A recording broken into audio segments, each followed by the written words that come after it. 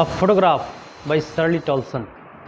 It's a very beautiful poem composed by Shirley Tolson. ये देखिएगा यहाँ पे शर्ली टॉल्सन के द्वारा कंपोज किया गया यह पोएम है। ये दिख रहा है आपको, शर्ली टॉल्सन के द्वारा ये फोटोग्राफ पोएम है। इस पोएम के बारे में आज हम लोग जानेंगे और सीखेंगे, और इसमें हम लोग MCQ भी करेंगे, और इसमें हम लोग जितना भी आपका लिटरेरी डिवाइस है, जितना भी पोएटिक डिवाइस है, और जितना भी हमारा जो फिगर ऑफ स्पीच है, वो सब हम लोग इसमें जानेंगे।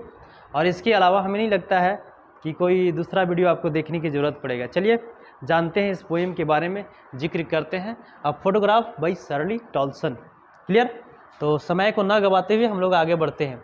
देखिएगा, अ फोटोग्राफ, यहाँ पे फोटोग्राफ जो है वो अपनी माँ को याद कर रही है। यहाँ पे जो है शर्ली टॉल्सन, इस फोटोग्राफ में शर्ली टॉल्सन एक फ़ोटो ली है और अपनी माँ को याद कर रही है। उसकी माँ आज नहीं, बहुत पहले उसकी माँ का देहांत हो चुका है। उसकी माँ का मरे हुए आज 12 साल हो चुका है, और वो आज पोएम लिखना शुरू की है। देखिएगा, ध्यान समझिएगा, ये क्या कह रहे थे शर्ली टॉल्सन, ये फोटोग्राफ कंपोज किए। चलिए हम लोग लाइन बाय लाइन इसको एक्सप्लेन करते हैं और इसको जानेंगे।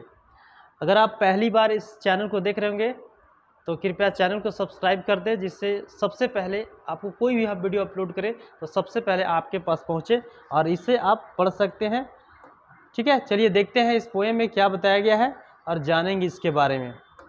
सबसे पहले पोएम की लाइन हम लोग जानेंगे। पोएम की लाइन आपके बीच में दिख रहा होगा, और ध्यान से समझिएगा। पोएम की लाइन बड़ी आसान है, इसके पोएटिक डिवाइस, इसके हम फिगर ऑफ स्पीच, ये सब जानेंगे। देखिएगा क्या बोलता है। फर्स्ट लाइन में क्या बोलता है, कह रहा है कि the cardboard shows me how it was.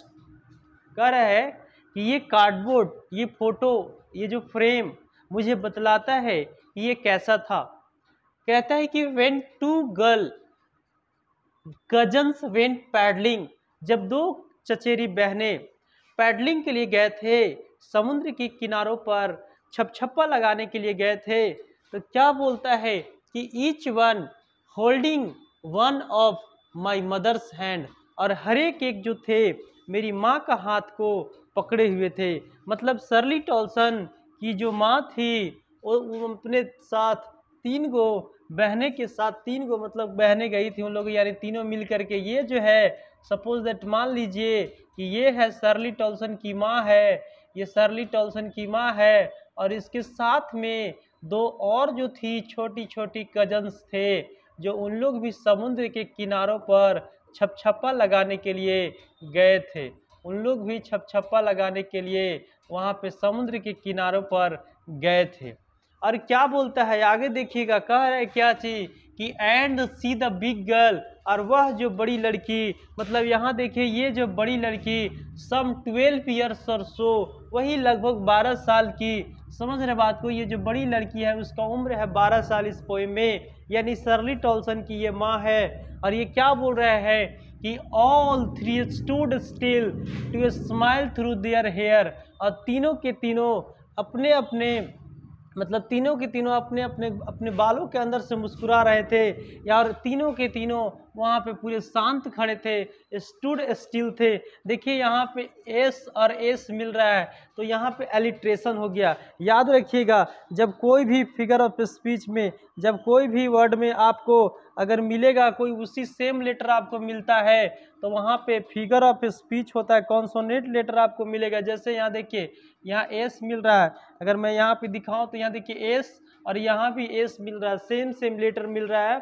Starting में अगर पहली लेटर कॉन्सोनेंट, याद रखिएगा कि जब कभी भी कोई कॉन्सोनेंट लेटर पहले स्थान पर और फिर आगे वर्ड वाला में उसी स्थान पर वही वर्ड मिलेगा तो एलिट्रेशन होता है। जैसे यहाँ पे एस मिला तो एस एलिट्रेशन हो गया। अगर यहाँ पे टी रहता तो टी यहाँ भी रहना चाहिए, यहाँ एफ रहता तो एफ रहता। जैसे सेकेंड पोएम आपने पढ़ा होगा एलिमेंट्री स्कूल क्लासरूम में, सल्लम में, उसमें ये कंपोज किया गया था फार फार फ्रॉम। तो देखिए फार 2 बार आया तो एफ फ्रॉम मिला तो यहाँ पे अलिट्रेशन हो गया। हम धीरे धीरे सबको बताते चलेंगे। और इन लोग अपने अपने बालों के अंदर से स्माइलिंग कर रहे थे। जब आप समुद्र के किनारों पर जाइएगा तो बहुत ज़्यादा वहाँ पे लहरें चलते हैं, और जब लहरें चलते हैं तो वहाँ पे ना बहुत ज़्यादा लहरें चलते, तो आपका बाल जो होगा तो कितना भी आप कॉम्ब करके जाइए आपका बाल अनकॉम्ड हो जाएगा। ठीक है, देखिएगा इसके बाद क्या बोलता है और कहता है क्या चीज। नेक्स्ट ये कहता है, ध्यान समझिएगा, आपको दिख रहा होगा यहाँ तक। और ये कह रहे हैं कि लोग अपने अपने बालों के अंदर से स्माइलिंग कर रहे थे। और क्या बोलता है कि एंड 3 स्टूडेंट स्टिल हो गया ना, स्माइल थ्रू देयर हेयर, अपने अपने बालों के अंदर से मुस्कुरा रहे थे at uncle with the camera. और वहाँ पे एक और पर्सन है उस बीच पर जो इन लोग जो मुस्कान दे रहे थे, जो फोटो क्लिक करवा रहे थे, अंकल के सामने उन्हें स्माइलिंग दे रहे थे, यानी फोटो जब खिंचा रहा था इन लोगों को। तो यहाँ पे जो थे ये तीनों लड़कियां पूरी तरह से समुद्र के किनारों पर शांत खड़े थे, और इन लोग जो थे कैमरा के सामने फोटो खिंचवा रहे थे, यानी इसके अंकल जी फोटो खींच रहे थे इन लोगों का। A sweet face my mother's that was before I was born. और कहता है कि ये मेरी उस समय मेरी माँ का जो चेहरा था बहुत क्लीन था, बहुत साफ था, बहुत सुंदर थी। उस समय मेरी माँ बहुत ब्यूटीफुल थी, और उस समय मेरा जन्म नहीं हुआ था। शर्ली टॉल्सन का, पोएट का, उस समय जन्म नहीं हुआ था। आगे देखिएगा, शायद यहाँ तक आपको समझ में आ गया होगा। And the sea which appears to have changed less. और कहता है कि अब कुछ दिन के बाद जब वो जाती है वहाँ पे तो देखती है कि जो सी है, समुद्र है, वो कम बदला हुआ है, नगण्य बदला है, न के बराबर बदला है। तो हमें पता है, you know very well my dear, natural जो थिंग्स होते हैं वो कम बदलते हैं, नगण्य बदलते हैं, नहीं के बराबर बदलते हैं। हमारे जनरेशन कितने पार हो गए होंगे, कितने चले जाएंगे, लेकिन फिर भी सूरज पूरब से उगेगा, कभी भी पश्चिम से नहीं उगा, क्योंकि ये प्रकृति का चीज है। समुंदर जस के तस रहेगा, वहीं के वहीं रहेगा। यानी ये कह रही है कि अब जो समुद्र जो प्रतीत हो रहा है वो कम बदला हुआ है, न के बराबर बदला है। And was there truly transient field.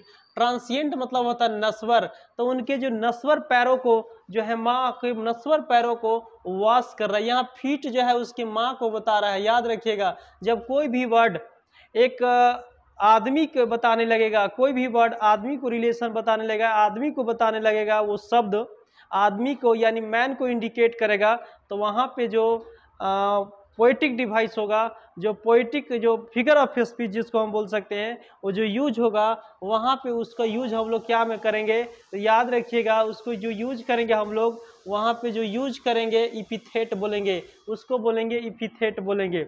Next देखिए इसके बाद क्या बोलता है, नेक्स्ट स्टांजा में क्या बोलता है, ध्यान समझिएगा। नेक्स्ट स्टांजा में क्या बोलता है, ये कह रहा है क्या चीज कि सम 20 और 30 ईयर्स लेटर ना, देखिएगा क्या बोलता है, कह रहा है क्या चीज कि सम 20, और आपको दिख रहा होगा यहाँ पे सेकेंड 3 फेज में ये पोएम को कंपोज किया गया है। और क्या बोलता है, सम 20-30 ईयर्स लेटर, वही कुछ 20 या 30 साल हो जाता है तब की बात करते हैं। She loved at the snapshot. Snapshot मतलब होता है फोटो या चित्र, वो फोटो पर हंसा करती थी। सी कहती थी, सी बेटी एंड डॉली, और जो 2 लड़कियां थे बगल में खड़ी थी उनका नाम था डॉली और बेटी, मतलब कि शर्ली टॉल्सन की मौसी थी। और ये जो था क्या कर रहा है कि ये माँ कहती थी, ये फोटो में देख करके, जब शर्ली टॉल्सन अपनी फोटो को मतलब उस फोटो को जो माँ का और उसके 2 चचेरी बहनें का जो फोटो था, जब माँ के पास ये लेकर के जाती थी तो माँ इस फोटो को देख करके हंसा करती थी और कहती थी कि देखो डॉली और बेटी के लिए, इन लोग कहते थे कि सी हैड से, वो कहा करती थी, and look how they dress us for the beach. इन लोग ड्रेस जो है कैसे बीच के लिए पहन रखे हैं, मतलब कि उन लोग उस समय बहुत छोटे छोटे ड्रेस पहन रखे थे, बहुत स्मॉल ड्रेस पहन रखे थे।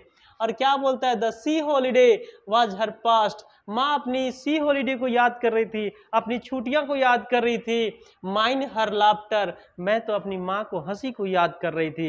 ये शर्ली टॉल्सन अपनी माँ को हंसी को याद कर रही है, मतलब उस समय माँ जब हंसती थी तो बहुत खूबसूरत दिखती थी, बहुत अच्छा लगता था इसको, इन लड़की को, शर्ली टॉल्सन को।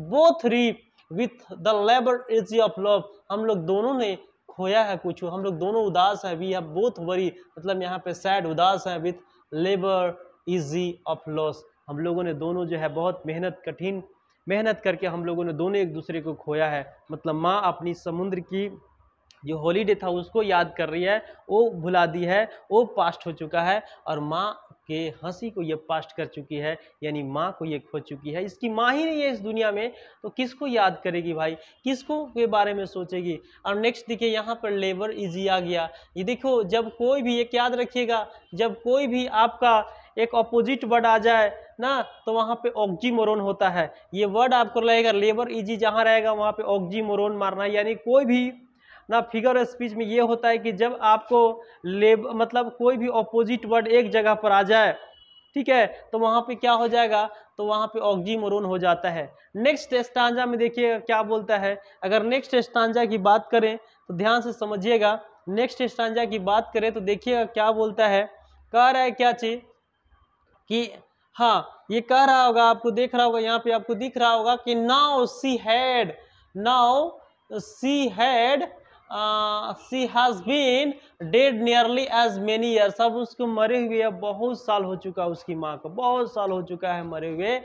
एज दैट गर्ल लिव, जैसा वो 12 साल की उम्र में थी ना समुद्र के किनारे पर गई हुई, उतना साल आज माँ को मरे हुए हो गया है। यानी 12 साल की उम्र में वो गई थी ना समुद्र के किनारों पर, तो आज उसका माँ का मरे हुए आज 12 साल हो चुका है। एंड ऑफ दिस सर्कमस्टांस, अब इस परिस्थिति में, इस हालात में, देयर इज नथिंग टू से एट ऑल, अब मेरे पास कुछ भी कहने के लिए नहीं है, कुछ भी कहने के लिए नहीं है। एंड इट्स साइलेंसेस, अब सिर्फ खामोश और खामोशी से भरा हुआ है। यानी अपनी माँ को अब कुछ नहीं लिख सकती है। अब ये माँ इसकी दुनिया में नहीं है, ये माँ इस दुनिया में नहीं है, इसीलिए अपनी माँ को याद कर रही है।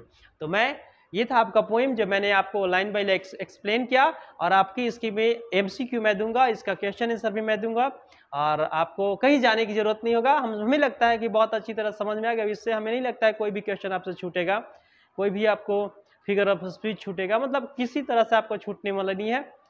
तो thank you for watching my video.